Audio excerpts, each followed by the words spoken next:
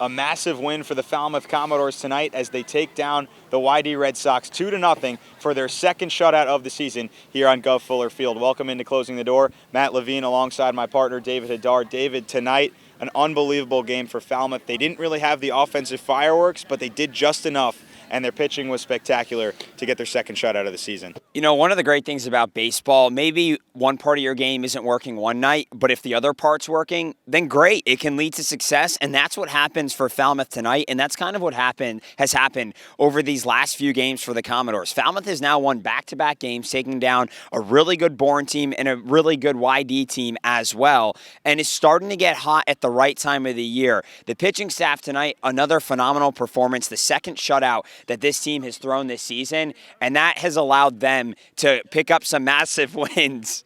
Thanks, Anthony. Thank you. Ow.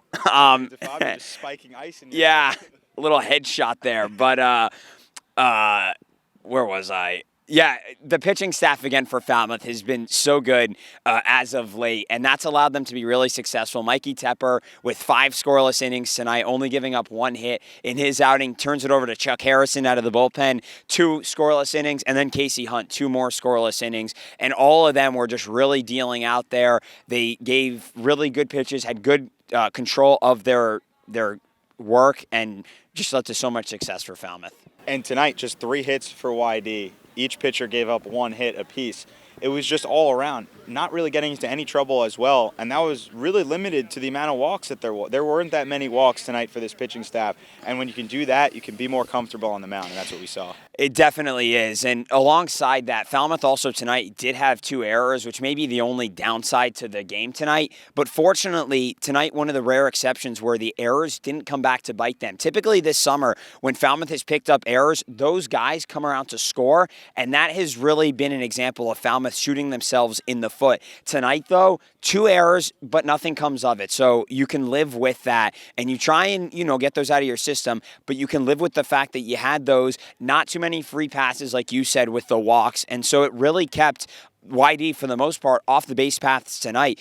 On top of that, too, the 2 best hitters in this YD lineup, in Brooks Keegan and their other hitter, went a combined 0 for 8 and with 3 strikeouts. So that also was such an important piece for this Commodores team.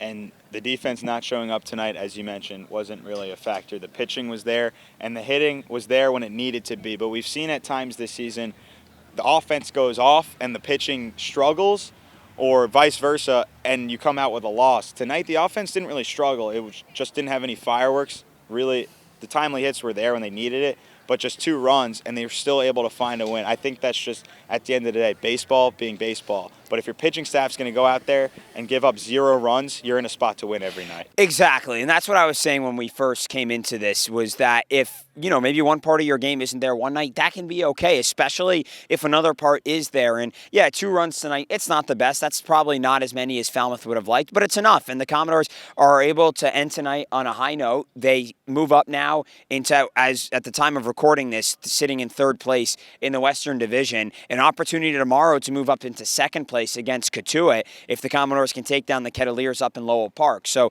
there's all kinds of things for Falmouth here that this win is so important about, but most notably, I think it's just Falmouth finding ways to win games. That's something we weren't really saying early on in this year. The team is really relying on its offense. The pitching staff was giving up a lot of runs, but the offense was helping to make up for that, and so the Commodores could still be happy to an extent at the end of the day. Instead now, the pitching staff has become really rock solid. The offense has quieted down a bit, but when the Commodores only get a couple runs across, they can be happy with that and can live with it because it can still translate to a win. And that's something we couldn't really say just a couple of days ago, maybe earlier this week. But it's the Mississippi State guys and Chuck Harrison in the middle of that, really getting it done tonight. Again, the national champions, they come onto the Cape. 3 appearances for Mikey Tepper and Casey Hunt this season, and neither of them have allowed an earned run yet.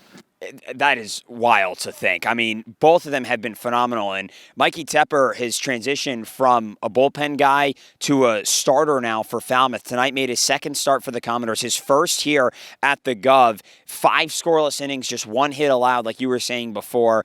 Mikey Tepper, who got the save in tonight's win, pitched innings 8 and 9 and allowed a couple of base runners in the 8th, but in the 9th was rock solid and really locked things down. And so they have been huge additions to this Falmouth pitching staff. But Chuck Harrison has been with Falmouth since day one, and he started his first outing of the year, and since then has come out of the bullpen and has been a really solid arm for this team. And we keep saying it, but the bullpen has gotten better and better as the season has gone on. And Falmouth has really started to solidify its starters for the year, and that has given them so much success. So combine all that together, and it helps give them a great win in tonight's ball game. And I had the opportunity to catch up with Mikey post-game to talk about his start tonight. Joined now by Mikey Tepper out of Mississippi State. Tonight's starter for the Commodores in their victory over the YD Red Sox. Mikey, you went 5 scoreless innings in your outing tonight. It was your first start here at home. What was working for you on the mound tonight? First things first was getting my fastball for a strike. And at the beginning, my command wasn't very good. So I started throwing off speed a lot just to get back into the command and everything. But after that, my fastball started to work with command and everything like that, and everything came together. You were at Mississippi State mostly a reliever. You started some midweek games for them, but you've started to transition into a starter role here for the Commodores. What is that transition like from the bullpen to being a starter for a team like the Commodores? It's a lot different. It's a lot different. Oh my God, Mikey. They love you. I know. But it's a lot different. I mean, as a reliever, you usually use 2 pitches at the most, and pitch count isn't as much as when you're a starter. So just getting my pitch count up and everything like that, it's a lot different. So I'm trying to get back in the starting role. And lastly for you, we've seen the pitching staff for this Falmouth team be such a strength throughout the season, and especially as of late, both the starters and the bullpen have pitched really well. What has Coach Landry talked to you guys about being the pitching coach, and what kind of success does he bring to you guys in that role? Just be within ourselves and just stay confident out there, and just make sure for fastball, first thing strike, and everything else will come together and work. All right, well, that'll do it tonight here from Guff Fuller Field as Falmouth takes down YD for the first time this season in a 2-0 victory. We'll be on the road tomorrow at Katuitt, but that'll do it tonight here from the Gov. For my broadcast partner, Matt Levine, David Hadar, closing the door here in Falmouth. Have a great night, everybody. And Mikey, thanks for the time. Thank you.